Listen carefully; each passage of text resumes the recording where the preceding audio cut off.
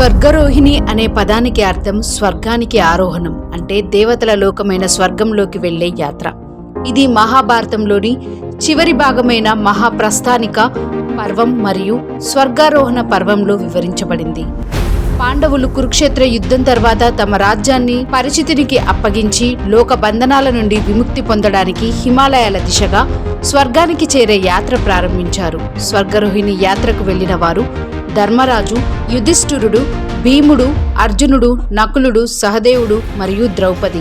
ఇదే మహాప్రస్థాన యాత్ర అని పిలుస్తారు. పాండవులు ఉత్తర దిశగా హిమాలయ పర్వతాలను అధిరోహిస్తూ బద్రీనాథ్, గంగోత్రి వైపు సాగారు. అక్కడి నుంచే వారు స్వర్గరోహిణి పర్వతం వైపు పయనమయ్యారు.